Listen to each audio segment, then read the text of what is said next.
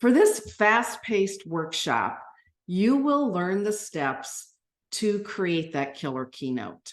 For now, I want you to just think of a topic that either you already speak on or you would like to speak on. So how do you get started?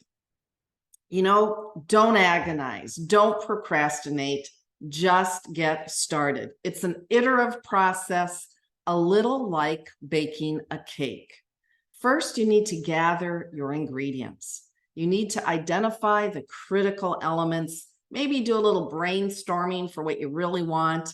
And then you need to choose a recipe, giving a structure or an outline. And of course, you want to decorate that cake so that you have interesting stories and catchphrases. And you need to taste test and revise it. So what do you think are some critical elements to consider before you start? Now, I just limited it to 4 critical elements. All of those are important.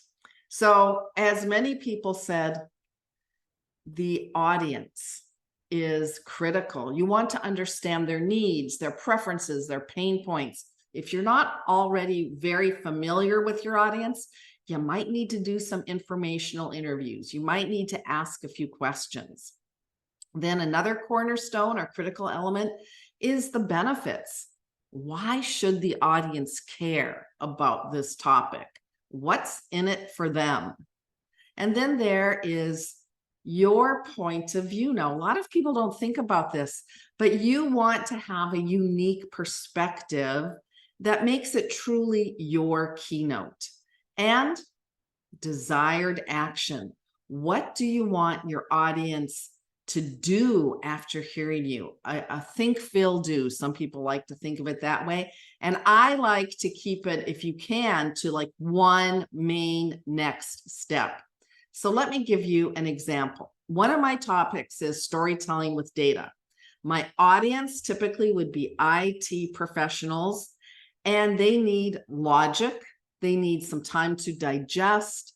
Their pain would be that they can be perceived as boring or too detailed.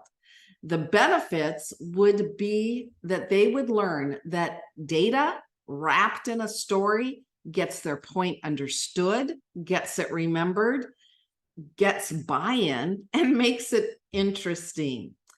Now, my unique point of view would be, as a former engineer, data is important. I understand that, and we need to help people see why. And what do I want them to do? The desired action. I want them to consider their audience and explain the data with relevant images and stories. So the next thing you want to do is to do a little bit of brainstorming. I would say I'm a big fan of mind mapping or clustering ideas, just starting to write things out, see where there's connections. And while you're doing that, think about your own experience, your own stories. You may talk with some people. Maybe you're going to just ask questions of family and friends. Maybe you'll do some informational interviews. And I do think talking with people can really help, as long as you also take a break to process what you're thinking about. Of course, you can do research. And I'm a big fan of ChatGPT, as you know. Now, we're not going to take the time right now to do brainstorming, but the brainstorming typically would be, what can I put for content in this topic now that I've defined the 4 critical elements?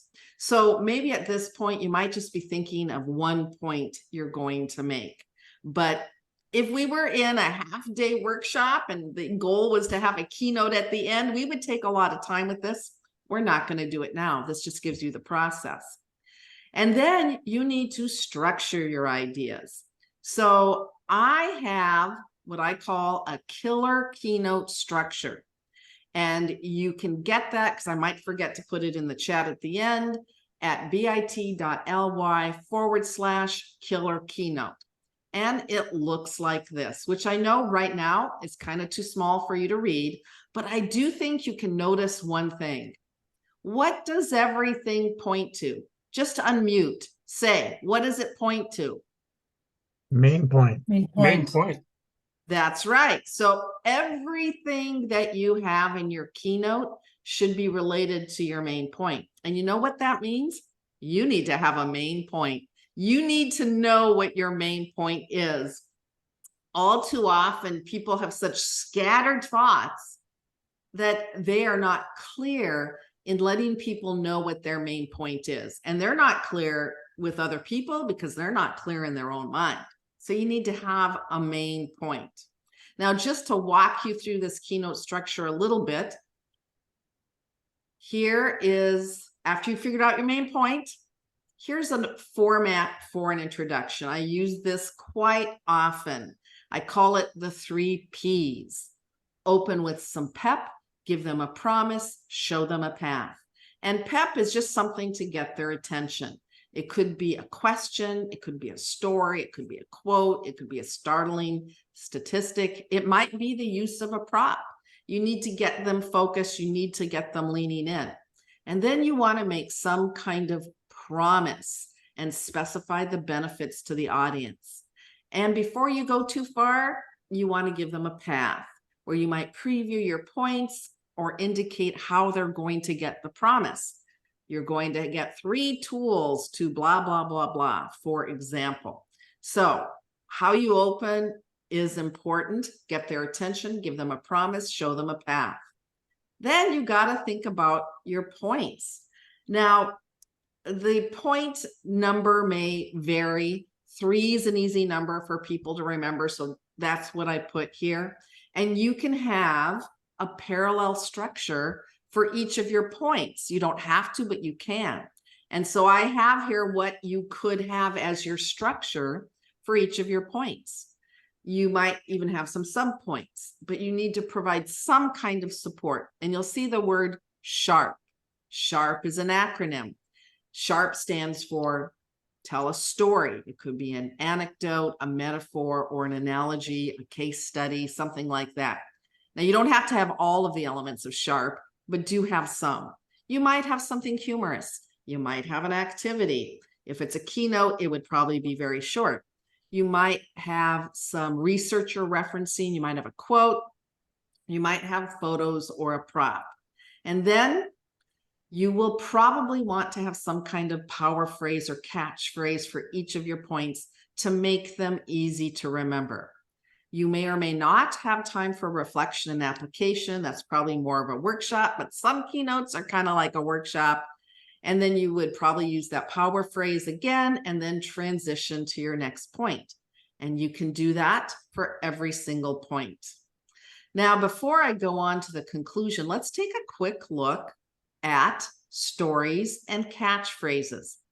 I could do an hour and a half just on stories. So you know what? I'm not going to do that. I'm just going to talk about it briefly. So with stories, the main things, in order for a story to be interesting, there has to be a challenge or an obstacle that is overcome, or you have a boring story. Your story should also be relevant to your audience and to your point. And then there's a whole lot more you can do to make a story engaging that I'm not even going to talk about. Let's move on to catchphrases. I have some tips for you. A catchphrase, a really short one would be Nike's "Just Do It." Something really memorable, something short. Ideally, well, actually, it has to be something you could say in a sentence or less, or it's not a catchphrase, and it has to be a short sentence. It should be something that resonates with your audience. For example, Dr. Martin Luther King Jr.'s "I Have a Dream" resonated with the emotions of many during the civil rights movement. You can use rhetorical devices. I love using rhetorical devices for catchphrases. You might use rhyme. They're easy to remember and catchy. For example, in a storytelling workshop or keynote, I might use the phrase, "Facts tell, but stories sell." People remember stuff like that. Alliteration. That's where you repeat initial consonant sounds. Now, don't go to the extent of Peter Piper picked a peck of pickled peppers, but still having the first sound be similar does make it more interesting. And you could also use parallelism, where this involves using matching grammatical structures or form. And like Norm has, he who has the gold makes the rules. Or like John F. Kennedy said, ask not what your country can do for you, ask what you can do for your country. And you can even get some examples by asking ChatGPT. So it can be really fun coming up with catchphrases. You can brainstorm with others. You can look for examples in marketing.